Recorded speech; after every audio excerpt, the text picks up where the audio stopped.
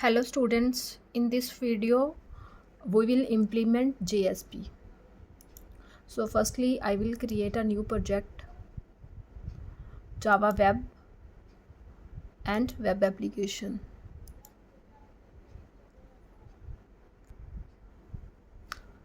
For example हमने इसका name रख दिया JSP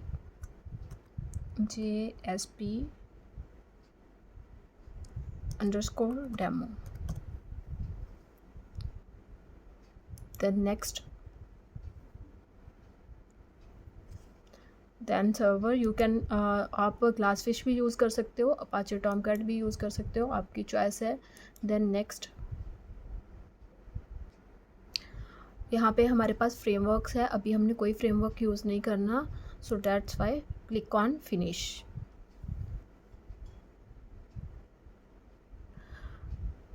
तो इसमें फ़र्स्ट हमारे पास पहले से ही एक पेज बना रहा है index.html, तो हम इसको भी यूज़ कर सकते हैं. आपकी चॉइस है, अगर आपने कोई JSP का पेज ही यूज़ करना है वो भी आप यूज़ कर सकते हो. अभी हमने फर्स्ट पेज है जिसमें हमारे पास एक जो है चेक बॉक्स टेक्स्ट बॉक्स है नेम के लिए और सेकंड एज के लिए. तो जो फर्स्ट पेज है वो मैं HTML का ही रहने देती हूँ, बिकॉज हमारा फर्स्ट पेज जो है वो हमारे पास एक फॉर्म ही चाहिए और क्लिक करने के बाद वो सेकंड पेज पे जाएगा. आप चाहो तो आप इसमें JSP का पेज भी यूज़ कर सकते हो. हमारा जो फर्स्ट पेज है HTML वाला, मैंने इसमें इसका टाइटल जो है वो JSP पेज लिखा है, हेडर जस्ट वेलकम हियर, और फॉर्म हमने लिया है एक जिसमें result.jsp पेज का नेम लिखा है. वो हमारा सेकंड पेज आएगा कि जब आप सबमिट पे क्लिक करें तो आपका एक्शन जो है किस पेज पे रीडायरेक्ट होना है. तो जो सेकंड पेज है वो मैं JSP का लूँगी, तो मैंने उसका नेम लिखा है. मेथड आपकी चॉइस है, पोस्ट यूज़ करना है, गेट यूज़ करना है.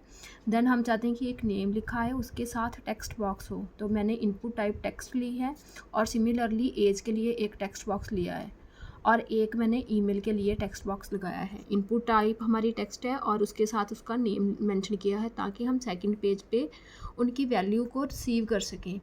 और एक हमारे पास सबमिट बटन है जिसकी टाइप भी सबमिट है और उस पर जो वैल्यू है वो हमने गो लिखा है. मीन्स बटन पे जो लिखा आएगा वो आपका गो लिखा आएगा. अभी मैं जस्ट इसको एग्जीक्यूट कर लेती हूँ बिकॉज हमने अभी हमारा फर्स्ट पेज क्रिएट किया है.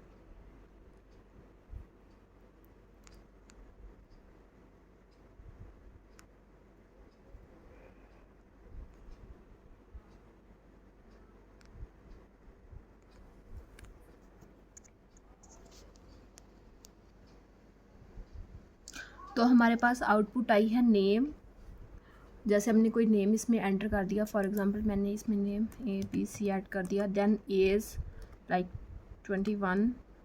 Then email abc@gmail.com.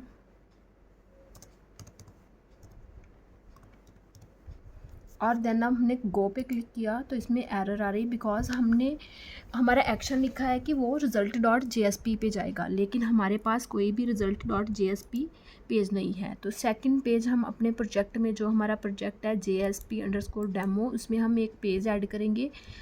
इसमें हम JSP पेज ऐड करेंगे और मैंने इसका नेम रिज़ल्ट लिख रही हूँ बिकॉज मैंने एक्शन में नेम मेंशन किया है. अगर आपने कोई और नेम यूज़ करना है तो आप कोई और नेम यूज़ कर सकते हो.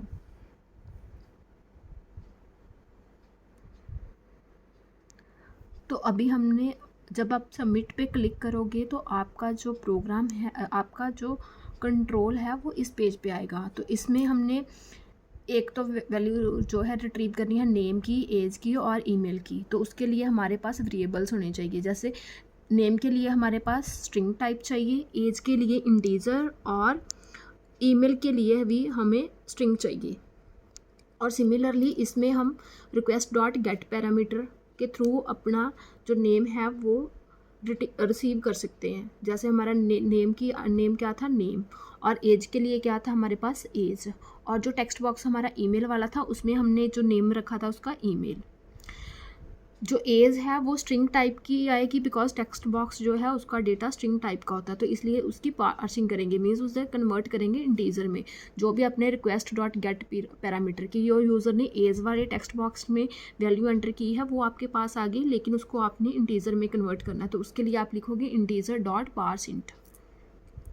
अभी पहले लास्ट वाले में क्या होता था, जब हम सर्वलेट यूज़ करते थे तो हम रिक्वेस्ट जो है वो यूज़ करते थे मेथड में, डू गेट डू पोस्ट, और हमारे पास एक आता था सर्विस मेथड।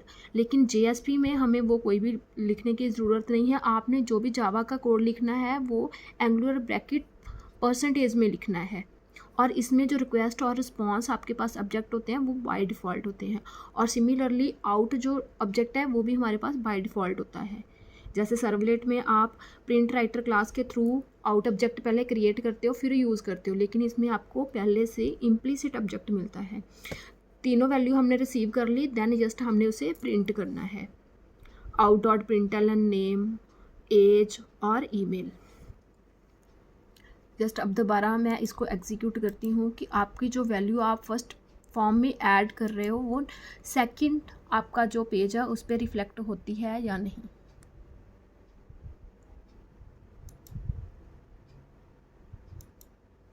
तो अभी इसमें जैसे हमने नेम एंटर कर दिया अमन, एज 21 और ईमेल abc@gmail.com, देन हमने गो पे क्लिक किया और आपका जो है सेकंड पेज पे आपकी वैल्यू रिट्रैक्ट होगी। अभी अगर हमने यहाँ पे बटन लगाना हो तो उसमें क्या था, हम आउट डॉट प्रिंटलन के अंडर ही दोबारा अपना नेम बटन लगाते थे, लेकिन इसमें क्या है आप इसके आउटसाइड जाकर अपना बटन लगा सकते हो। जैसे इनपुट टाइप, हमारे पास टाइप आएगी सबमिट, और उसकी आप कोई वैल्यू लिखना चाहते हो, वैल्यू इक्वल्स टू गो।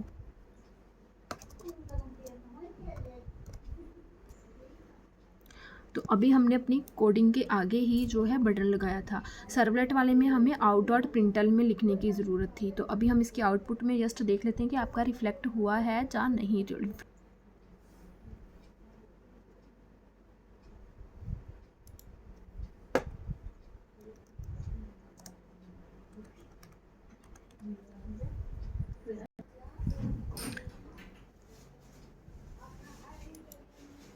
तो जहाँ पे हमारे पास बटन रिफ्लेक्ट हो गया है। तो JSP का मेन बेनिफिट ये है कि आप जावा की कोडिंग अगर लिखनी है तो वो सेपरेट लिख सकते हैं। जैसे हम एंगुलर ब्रैकेट % के बीच में आपकी जावा की कोडिंग आ जाएगी, और जो डिज़ाइनर है जिसने डिज़ाइनिंग का काम करना है वो अपना काम अलग से कर सकता है। तो इसमें जावा कोडर का काम और जो आपका डिज़ाइनर है दोनों का काम अलग अलग रहेगा।